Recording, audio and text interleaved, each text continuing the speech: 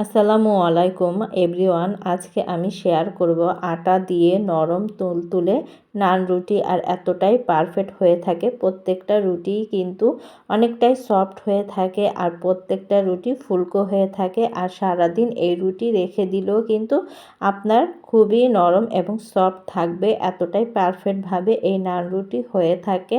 একবার যদি ঘরোয়া পদ্ধতিতে এই রুটিটা ঘরে বানান, দেখবেন বারবার বানিয়ে খেতে ইচ্ছে করবে, এতটাই নরম আর এতটাই ফুলকো হয়ে থাকে এই রুটি। আর মাঝখান দিয়ে পার্ট বাই পার্ট হয়ে যায় আর খুবই মজাদার একটা রুটি। একবার যদি ঘরোয়া পদ্ধতিতে বানিয়ে খান, দেখা যাবে বারবার ঘরে এই রুটি বানিয়ে খাবেন, বাহির থেকে আর কেনা লাগবে না, এতটাই সফট হয়ে থাকে। সাথে আছে তান্দুরি চিকেন, তাই বিশেষ করে নান রুটির সাথে তান্দুরি চিকেন খুবই ভালো লাগে। এখানে আমি বাটি নিয়ে নিয়েছি আর বাটির ভিতরে কুসুম গরম পানি দিয়ে দিয়েছি। আর এখানে 2 টেবিল চামচ দিয়ে দিলাম, আর সাথে 2 টেবিল চামচ গুঁড়ো দুধ, আর সাথে 3 টেবিল চামচ তো আমি এখানে চিনি অ্যাড করে দিলাম।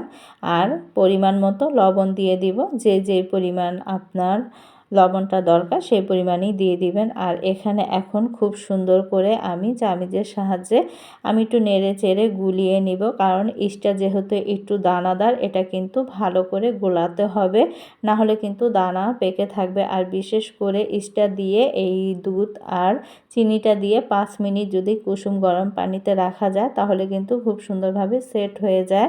তাই আমি কিন্তু একটু নেড়ে চেড়ে 5 মিনিটের জন্য আমি এটা রেখে দেব, তাহলে কিন্তু হয়ে যাবে। কুসুম গরম পানিটা দিলে বেশিক্ষণ লাগে না, আর যদি আপনি ঠান্ডা নর্মাল পানিতে দেন তাহলে কিন্তু একটু 10 মিনিটের মতো রাখতে হবে। আর গরম পানিতে দিলে ইস্টটা খুব সুন্দরভাবে তাড়াতাড়ি হয়ে যায়। তাই এখন আমি 5 মিনিটের মতো রেখে দেব। যখন একটু ঠান্ডা হবে, পুরাটা সেট হয়ে যাবে, তখন আমি তো বেটারটা করে নেব। আর এখানে বেটার করার জন্য পাত্রে আমি এখানে দিয়ে দিচ্ছি পরিমাণ মতো আটা। আর আটা দিয়ে আজকে তৈরি করছি পারফেক্টভাবে নান রুটির রেসিপি।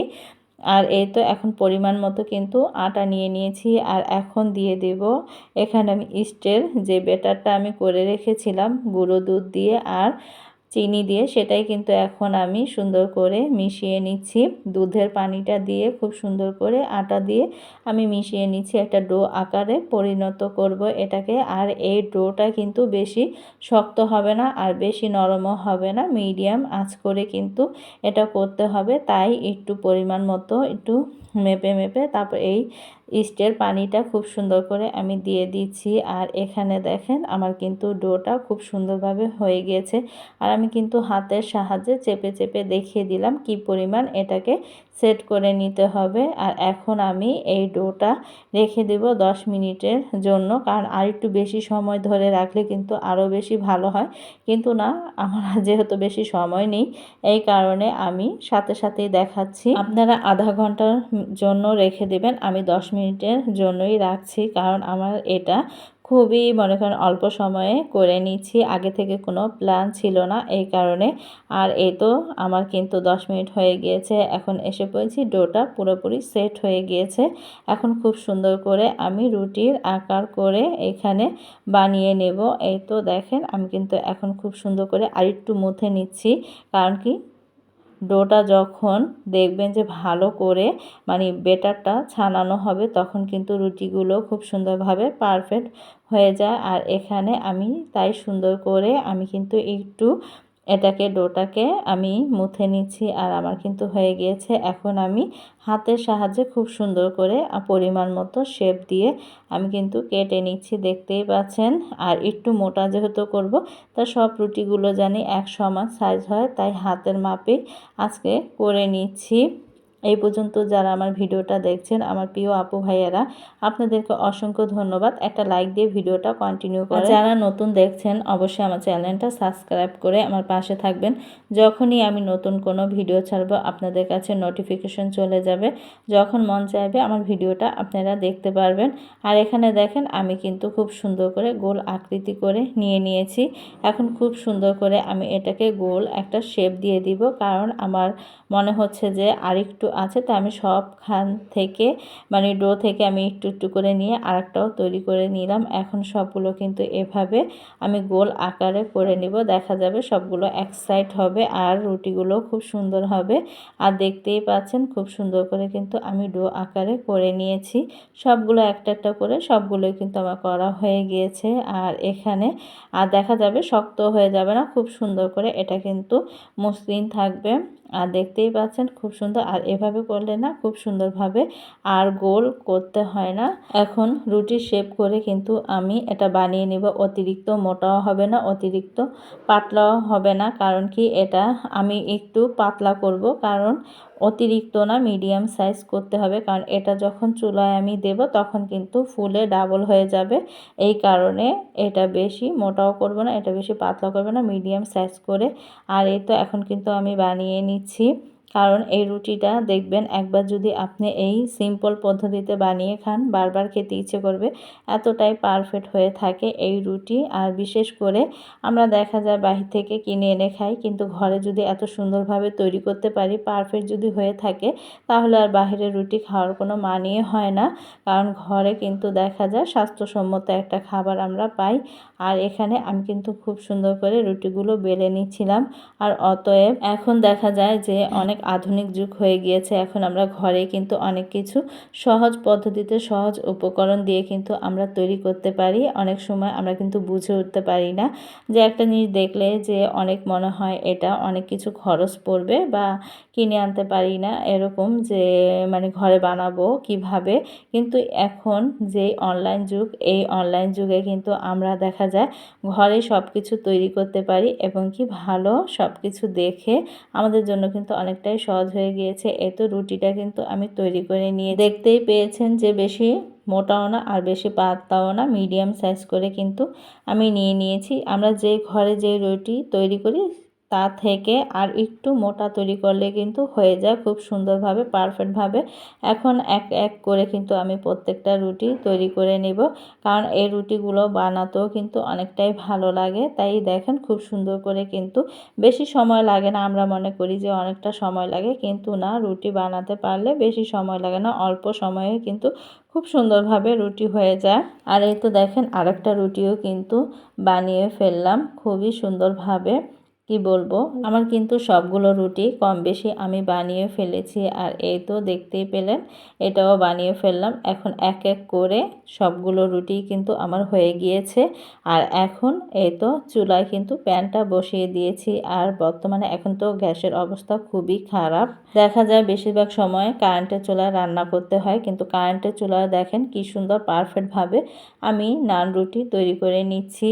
এই তো এমন একটা সময় দেখা যায় কারেন্টের চুলায় সব কিছুই কিন্তু আপনি করতে পারবেন। অনেকে মনে করে যে কারেন্টের চুলা হয় না, কিন্তু খুব সুন্দরভাবে কিন্তু সব কিছুই হয়ে যায়। আর এখানে এই তো নান রুটিগুলো কিন্তু আমি দেওয়া মাত্রই মাশাল্লাহ খুব সুন্দরভাবে দেখেন উপর দিক দিয়ে কালার চলে এসেছে এক এক করে। আর আমি এখানে হালকা একটু ঘি ব্যবহার করব, কারণ ভালো একটা স্মেল আর ফ্লেভারের জন্য। আর নান রুটিতে একটু যদি ঘি ব্যবহার করা হয় উপর দিয়ে, তাহলে কিন্তু ভালো একটা স্মেল চলে আসে। আর নান রুটির মতো দেখেন এক এক দিক দিয়ে কিন্তু ফুলকো ফুলকো হয়ে যাচ্ছে। আর বিশেষ করে আপনারা যদি চান তাহলে কিন্তু নান রুটি যখন এই তো প্যানে ছাড়বেন, তখন উপর দিয়ে যদি আপনি লবণ আর পানিটা দিয়ে যদি ছাড়েন, তাহলে দেখবেন একটা পারফেক্ট দোকানের মতো ফুলকো ফুলকো হয়ে উঠবে। কারণ আমি এখানে সেটা ব্যবহার করিনি, কিন্তু আপনারা চাইলে কিন্তু ব্যবহার করতে পারেন। আর এখানে দেখেন পরিমাণ মতো কিন্তু এই তো এখানে আমি ঘি দিয়ে দিলাম অল্প পরিমাণে, জানি একটা ভালো একটা ফ্লেভার আসে, এই কারণে খুবই পারফেক্ট হয়ে থাকে একটু ঘি দিলে, খুব ভালো লাগে আমার কাছে। আর বিশেষ করে বড় বড় রেস্টুরেন্টে যখন আমরা খেতে যাই, তখন কিন্তু নান রুটির উপরে একটু ঘি মিশিয়ে দেয়, তখন কিন্তু খুব ভালো লাগে, ফ্লেভারটা খুব সুন্দর আসে। তাই আমি দুই পাশে কিন্তু এই পাশ ওই পাশ করে ঘিটা মাখিয়ে নিলাম। আর এই তো দেখেন বেশিক্ষণ রাখিনি, আমি কিন্তু নামিয়ে ফেললাম। কারণ কি স্ট্রং একটা ঘ্রাণ আসার জন্য কিন্তু আমি ঘিটা ব্যবহার করেছি। তা আপনারাও চাইলে ঘিটা ব্যবহার করতে পারেন, এটা অপশনাল, যারা যেরকম পছন্দ করেন। কারণ আমার কাছে ভালো লেগেছে, হয়তো আপনাদের কাছে নাও ভালো লাগতে পারে। তাই আমি যখনই নান রুটি ঘরে বানাই না কেন তখন একটু ঘি ব্যবহার করি, কারণ আমার কাছে ভালো লাগে। আর এখানে দেখেন আমার একটা নান রুটি তো হয়ে গিয়েছে, আমি আরেকটাও কিন্তু দিয়ে দিয়েছি, আমার আরেকটাও কিন্তু হয়ে গিয়েছে। এক এক করে আমি সবগুলো নান রুটি ভেজে নেব। খুবই অল্প সময়ের ভেতরে নান রুটিগুলো কিন্তু ভাজা হয়ে যায়। আর এই তো দেখেন এক এক সাইড দিয়ে এরকমভাবে ফুলছে, মনে হচ্ছে যে বালিশ হয়ে যাচ্ছে। মানে যেরকম হোটেলের নান রুটিগুলোতেও কিন্তু এরকম এক এক সাইড দিয়ে ফুলে, মানে সব সাইড দিয়ে তো আর ফুলে না, এক এক সাইড দিয়ে ফুলে। তো এরকমই কিন্তু হচ্ছে, দেখতেই পাচ্ছেন পারফেক্টভাবে। তাই এরকম করে যদি আপনারা ঘরে তৈরি করে নেন খুবই অল্প সময়ের ভিতরে, তাহলে কিন্তু দেখা যায় সন্ধ্যার একটা মজার নাস্তা হয়ে যায়। বাচ্চারা আর বিশেষ করে বড়রাও কিন্তু সন্ধ্যায় যদি একটা পারফেক্ট নাস্তা পায় তাহলে কিন্তু সেই সন্ধ্যাটা জমে যায়। তাই দেখেন আমি কিন্তু খুব সুন্দর করে আবার ঘি দিয়ে দিলাম, কারণ প্রত্যেকটার ভিতরে কিন্তু আমি ঘি অ্যাড করেছি। আর এটাও অ্যাড করে দিলাম, এটা হালকাভাবে একটু পোছা দিয়ে তারপরে এপিস ওপিস করে তারপর কিন্তু মনে করেন এই তো নামিয়ে ফেলছি। এখন আমার কিন্তু নান রুটি ভাজা হয়ে গিয়েছে, তা নান রুটি তো আর শুধু খাওয়া যায় না। এই কারণে আমি চিকেনটা আগেই কিন্তু খুব সুন্দর করে মাখিয়ে রেখে দিয়েছিলাম ডিপ ফ্রিজে। যখন মনে করেন কোনো কিছু তৈরি করি তখন ডিপ ফ্রিজ থেকে আমি কিন্তু নামিয়ে সোজাসুজি এই তো চুলায় বসিয়ে দিই, খুব সুন্দর করে হয়ে যায়, বেশি সময় লাগে না। কারণ ঝটখাট যখনই আমার বাসায় মুরগি আনা হয় তখনই আমি কি করি, চিকেন বেশি করে আমি মাখিয়ে ময় মশলা দিয়ে তারপর কিন্তু রেখে দিই। যখন মনে করেন যে কোনো কিছু তৈরি করা হয় বা রুটি জাতীয় জিনিস, তখন খুব সুন্দর করে নামিয়ে তারপর কিন্তু আমি পরিবেশন করতে পারি, সব কিছুর সাথে কিন্তু খাওয়া যায়। তখন আর ঝামেলা থাকে না যে নামাও, ভিজাও, তারপর আবার ফ্রিজ থেকে তারপর আবার মশলা দিয়ে মাখাও। তা শর্টকাট করার জন্য আমি এটা করি। আর এই চিকেনটা কিন্তু আমি গরম মশলা, তারপর টক দই, জিরের গুঁড়ো, তারপর হলুদের গুঁড়ো, মরিচের গুঁড়ো, এগুলো দিয়েই কিন্তু আরও কিছু দিয়েছি, অনেক কিছুই দিয়েছি। তাই এই ভিডিওটা আমি আরেকদিন শেয়ার করব, কারণ ভিডিওটা অনেক বড় হয়ে যায়। এই কারণে কিন্তু মনে করেন যতটা শর্টকাটে চিকেনটা ভাজা যায় সেটাই কিন্তু শেয়ার করছি। আর আমার কিন্তু দেখেন চিকেনটা কিন্তু খুব সুন্দর করে ভাজা হয়ে গিয়েছে, কারণ নান রুটি তৈরি করেছি আর চিকেন জাতীয় কোনো কিছু থাকবে না তা তো হয় না। তাই এটা শর্টকাটে কিন্তু তৈরি করে নিলাম। আর আমার কিন্তু খুব সুন্দর করে ভাজা হয়ে গেছে প্রত্যেকটা চিকেনই। এখন পরিবেশন করার পালা। এই তো দেখেন সবগুলো চিকেন কিন্তু মাশাল্লাহ পারফেক্টভাবে হয়ে গিয়েছে। আর এই তো এসে পড়লাম ফাইনাল লুকে, পারফেক্টভাবে নান রুটি তৈরি করে ফেলেছি। আর এই চিকেন আর সালাদ সব কিছু নিয়েই কিন্তু আসলাম। আর একবার যদি এই রুটিটা আমি যেই সহজ পদ্ধতিতে বানিয়েছি যদি একবার বানিয়ে খান, ইনশাল্লাহ বারবার খেতে ইচ্ছে করবে, এতটাই পারফেক্ট হয়ে থাকে এই নান রুটি। আর খুবই সফট হয়ে থাকে, সারাদিন রেখে দিলেও কিন্তু এই নান রুটিটা আপনার শক্ত হয়ে যাবে না, অনেকটাই কিন্তু নরম তুলতুলে হয়ে থাকবে। আর দেখতেই পাচ্ছেন কত সুন্দর করে কিন্তু ইজিলিভাবে আমি রুটিটা ছিঁড়ে নিয়েছি, কারণ আমি রুটি বানিয়ে তারপর কিন্তু চিকেনটা ভেজে নিয়েছি। তা দেখতেই পাচ্ছেন যে রুটিটা কিন্তু আমার ঠান্ডা হয়ে গিয়েছে, তারপরও কতটা সফট আছে। এটা সারাদিন যদি আপনি এভাবে রেখে দেন তাহলেও কিন্তু এটা আপনার শক্ত হবে না, এই রুটি এতটাই সফট হয়ে থাকে আর এতটাই পারফেক্ট হয়ে থাকে।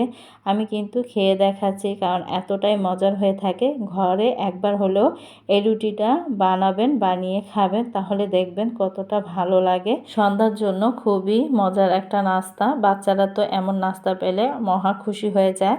তা ভিডিওটা আর বড় করব না, সবাই ভালো থাকবেন, সুস্থ থাকবেন, আল্লাহ হাফেজ।